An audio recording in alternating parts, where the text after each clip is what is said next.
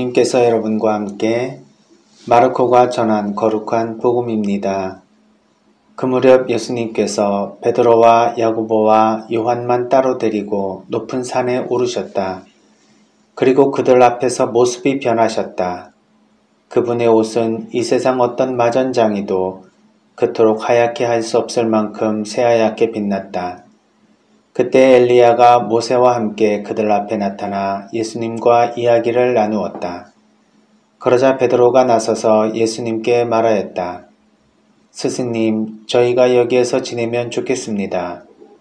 저희가 초막셋을 지어 하나는 스승님께, 하나는 모세께, 또 하나는 엘리야께 드리겠습니다. 사실 베드로는 무슨 말을 해야 할지 몰랐던 것이다. 제자들이 모두 겁에 질려 있었기 때문이다. 그때 구름이 일어 그들을 덮더니 그 구름 속에서 이는 내가 사랑하는 아들이니 너희는 그의 말을 들어라 하는 소리가 났다. 그 순간 그들이 둘러보자 더 이상 아무도 보이지 않고 예수님만 그들 곁에 계셨다. 그들이 산에서 내려올 때에 예수님께서는 그들에게 사람의 아들이 죽은 이들 가운데서 다시 살아날 때까지 지금 본 것을 아무에게도 말하지 말라고 분부하셨다. 그들은 이 말씀을 지켰다.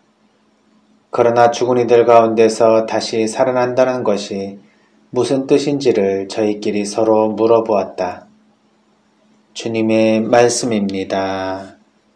그리스도님 찬미합니다. 찬미 예수님, 오늘은 예수님의 거룩한 변모에 대한 이야기를 들었습니다. 베드로와 야고보와 요한만 높은 산에 따로 데리고 올라가셔서 이 세상 어떤 마전장에도 하얗게 할 수 없을 만큼 새하얗게 변하십니다. 또한 갑자기 엘리야와 모세가 예수님 앞에 나와 예수님과 함께 대화를 나누는 것을 보고 베드로는 스승님, 저희가 여기서 지내면 참 좋겠습니다 하고 이야기를 합니다. 그때 구름이 일어 그들을 덮더니 예수님은 하느님께서 사랑하는 아들이니 너희는 모두 그의 말을 들으라 하는 소리가 나죠. 그리고 예수님은 사람의 아들이 죽은 이들 가운데서 다시 살아날 때까지 어떤 것도 아무에게도 말하지 말라고 분부하십니다. 이 마르코 복음이 시작될 첫 번째 단어 엿새 후에라는 이야기가 있습니다. 사실 오늘 복음에서는 그 엿새 후에라는 것이 갑작스럽게 나타나서 사람들이 궁금해할까봐 그 무렵 이런 단어로 바꿨죠. 그 무렵 예수님께서 베드로와 야고보와 요한만 따로 데리고 높은 산에 오르셨다라고 했지만 성경 원문에는 엿새 후에라고 되어 있습니다. 그 엿새 전에는 어떤 일이 있었을까? 복음을 처음부터 끝까지 쭉 읽어보시면 그 바로 전에 어떤 일이 있었는지를 잘 알 수 있죠.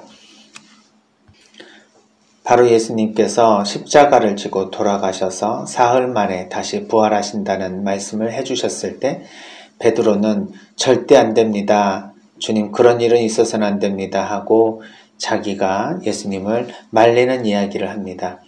그때 예수님께서는 사탄아 물러가라. 너는 사람의 일만 생각하지 하느님의 일은 생각하지 않는구나 하고 나무라셨는 바로 그 사건이 일어난 것입니다. 따라서 제자들이 십자가를 통해서 부활의 영광에 이른다는 그러한 이 세상의 진리를 가르쳐 주시는 예수님의 말씀을 충분히 이해하기가 어려웠겠죠. 그래서 예수님은 이들이 그것을 믿을 수 있도록 높은 산에 올라가셔서 당신은 하느님의 아들로서 이런 가르침을 내리시니 이것을 이해하지 못한다 하더라도 하느님을 통해서라도 예수님의 말씀을 믿으라고 이야기를 해주시는 것입니다. 즉 이때 예수님 가르침의 핵심은 바로 십자가를 통해서 구원으로 이른다는 의미입니다. 우리가 살아가면서 수많은 고통과 번뇌 속에 살아가지만 이러한 시련은 결국 우리가 부활을 하기 위해서 꼭 지고 넘어가야 될 삶의 여정이라고 생각이 듭니다. 구체적으로 십자가에 못 박혀서 죽는 일이 없다 하더라도 우리는 수많은 하느님께서 허락하신 우리의 삶의 고통들을 짊어지고 갑니다. 이 십자가를 회피하지 말고 버리지 말고 기꺼이 지고 가야만 한다는 것을 말씀해 주시는 것이죠. 이것을 우리는 이제 영성으로 연결해 보면 우리가 매일의 삶의 십자가를 기꺼이 지고 간다는 것이 무엇일까? 다시 한번 다른 말로 생각해 볼 수 있습니다. 그것을 흔히 영성가들은 자기 포기, 자기 희생, 자기 봉헌 이런 식으로 표현을 합니다. 내가 나의 삶을 이기적인 마음으로 나의 욕구에 맞는 방식으로 살아가기 위해서 인간은 자기 본능대로 충실하게 살아갑니다. 하지만 진정으로 하느님 뜻에 맞게 살아가려고 하는 이런 초월적인 욕구도 있다는 말씀을 이전에 한번 드린 적이 있습니다. 이러한 자기 초월의 욕구는 자기 자신의 욕구에 맞는 삶을 넘어서서 하느님 뜻에 맞게 살려고 하는 마음을 갖는 것일 겁니다. 그걸 통해서 우리는 자기를 키우고 자기를 표현하고 자기가 우선이어야 하는 이 세상에서 자기를 희생하고 자기를 포기하고 자기를 봉헌하는 삶으로 넘어가야 된다는 것입니다. 그래서 우리 자신의 삶이 아니라 나를 통해 하느님께서 이 세상에 맡겨주신 소명에 따라 우리를 이끌어 주시기를 온전히 내어놓을 때 우리는 진정으로 이 삶의 십자가를 기꺼이 지고 가는 것이며 그것을 통해 구원에 이르게 된다는 것입니다. 성경에는 우리 자신이 이 세상을 살지만 우리의 모든 의지와 뜻을 하느님께 맡겨드리며 사는 것이 얼마나 중요한 일인지 이야기를 해줍니다. 예를 들어 보면 마태오복음 6장 32절에서 34절 그러므로 너희는 무엇을 먹을까, 무엇을 마실까, 무엇을 차려입을까 하며 걱정하지 마라. 이런 것들은 모두 다른 민족들이 애써 찾는 것이다. 하늘의 너희 아버지께서는 이 모든 것이 너희에게 필요함을 아신다. 너희는 먼저 하느님의 나라와 그분의 의로움을 찾아라. 그러면 이 모든 것도 곁들여 받게 될 것이다. 그러므로 내일을 걱정하지 마라. 내일 걱정은 내일이 할 것이다. 그날 고생은 그날로 충분하다. 이 말씀을 통해 우리가 항상 고통스럽게 생각하고 있는 이 일상은 사실 불안과 걱정 그리고 삶의 여러 가지 염려 때문에 생긴다는 걸 알 수 있습니다. 이것을 온전히 하나님께 내어 맡길 때 우리는 우리 자신의 이 십자가 고통이지만 이것을 기꺼이 지고 갈 수 있는 힘을 하나님께로부터 받게 됩니다. 따라서 우리의 십자가는 우리가 어떤 마음을 가지고 지느냐에 따라서 그 무게가 달라지게 되겠죠. 잠언서 3장 5절에서 10절까지의 말씀을 들어봅시다. 너의 마음을 다하여 주님을 신뢰하고 너의 예지는 의지하지 마라. 어떤 길을 걷든 그분을 알아모셔라. 그분께서 너의 앞길을 곧게 해주시리라. 스스로 지혜롭다 여기지 말고 주님을 경외하며 악을 멀리하여라. 그것이 너희 몸에 약이 되고 너희 뼈에 활력소가 되리라.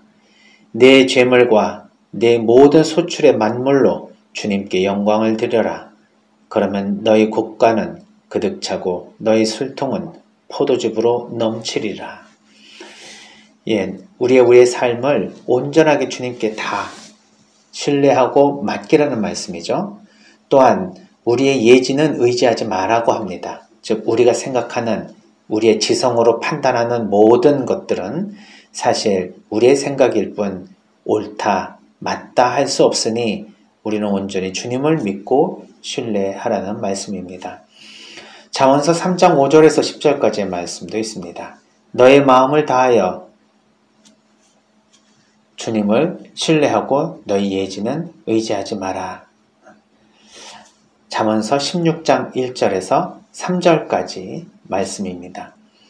마음의 계획은 사람이 하지만 혀의 대답은 주님에게서 온다. 사람의 길이 제 눈에는 모두 결백해 보여도 영을 살피시는 분은 주님이시다. 네가 하는 일을 주님께 맡겨라. 계획하는 일이 이루어질 것이다. 그렇습니다. 사실 우리가 계획은 하지만 그것을 이루시고 그 모든 것을 결정해 주시는 분은 주님이시죠. 그래서 우리가 계획만 할 뿐 모든 것을 주님께 맡길 때 그 계획이 모두 이루어질 것이라고 말씀하십니다. 시편 37편 4절에서 5절 주님 안에서 즐거워하여라. 그분께서 너희 마음이 청하는 바를 주시리라. 너희 길을 주님께 맡기고 그분을 신뢰하여라. 그분께서 몸서 해 주시리라. 네, 이런 모든 그 성경의 말씀은 하느님께서 우리에게 맡겨주시고 하느님께서 우리에게 관리하도록 해주셨지만 결국 시작이요 마침이신 모든 것이 하느님에게서 나온다. 그리고 하느님에게서 완성된다는 것을 말씀해 주십니다. 우리는 그 안에서 우리의 삶을 의지를 가지고 살아가지만 그 의지를 하느님께 온전히 내어 맡길 때 우리는 드디어 하느님의 뜻대로 살아갈 수 있습니다. 자기 포기란 자기의 희생이며 동시에 자기의 봉헌입니다. 이것은 과거에 집착하지 않고 흘려보내는 마음, 그리고 미래는 온전히 하느님께 내어 맡기는 마음, 현재 지금의 이 모든 일들은 주님께 온전히 봉헌해드리는 마음입니다. 자기 포기란 현재 어떤 상황이 있든 간에 그 순간에 대해서 만족하고 감사하는 것입니다. 왜냐하면 이 순간의 모든 것은 하느님께서 마련해 주신 것이기 때문에 그렇습니다. 하느님이 영원한 계획을 포함하고 그 계획 안에서 이러한 사건을 우리에게 허락하신 일이니 우리는 이것을 기쁜 마음으로 받아들이고 어떤 일이 있어도 감사하고 기도할 때 우리는 우리의 십자가를 가벼이 지을 수 있는 힘을 얻게 되고 그 십자가를 통해서 영광을 얻을 것입니다. 그 어떤 것에 대해서도 따라서 사람이나 환경에 불평과 불만, 비난을 할 필요가 없습니다. 우리의 주변의 모든 일들은 다 사람이나 주위 환경에 의해서 생겨난 것처럼 보이지만 하느님의 허락 없이는 이루어질 수 없는 일들입니다. 그래서 우리가 짓는 죄 말고는 모든 것이 주님께 온 것이라는 것을 받아들일 필요가 있습니다. 또한 주님께서 우리에게 해주시는 모든 이 역사함은 결국 우리가 어떤 행동을 하고 어떤 생각을 하는 것까지도 주님께 내어 맡길 때 우리의 온 삶은 주님께 의지하는 삶이 될 것이고 결국 그것을 통해 구원을 받게 될 것입니다. 소아데레사 성녀는 가장 좋아하는 성구를 요한복음 3장 30절이라고 말씀하셨습니다. 그분은 커지셔야 하고 나는 작아져야 한다. 이것은 내가 생각하고 말하고 행동하는 모든 것을 주님께 맡겨드릴수록 주님이 더욱 영광 받으시고 결국 우리가 부활할 것이라는 것을 확실하게 깨닫고 이 성경 소구를 항상 마음에 간직하며 기도하셨던 것 같습니다. 우리도 우리의 삶에서 어려운 모든 것들을 이겨낼 수 있는 힘은 바로 이 모든 것 안에 주님의 손길이 묻어 있다는 것, 이것을 통해서 주님께서 나에게 영광을 십자가를 통해서 주시려고 하신다는 것을 잊지 않고 아무리 어렵다 하더라도 이것을 기쁘게 주님께 온전히 내어 맡기며 이겨나가야 할 것입니다. 우리 신앙인은 다른 사람들과 달리 불안하지 않습니다. 그리고 일일이 하루하루의 삶을 걱정하고 염려하지 않습니다. 모든 것은 하느님께서 마련해 주신 것이기에 그분께 기꺼이 모든 것을 의탁할 뿐 우리는 하루하루 겸손하게 하느님께 감사와 기도를 드리며 살아가는 신앙인들입니다. 이것이 바로 이 세상에 살아가는 우리들의 자세요. 하나님을 증거하는 그 어떤 징표보다도 강한 징표일 것입니다. 하루하루 기쁘게 감사하며 매 순간 하나님께 기도하는 우리의 삶을 통해 하나님께 영광을 드리고 부활하는 삶을 살았으면 좋겠습니다.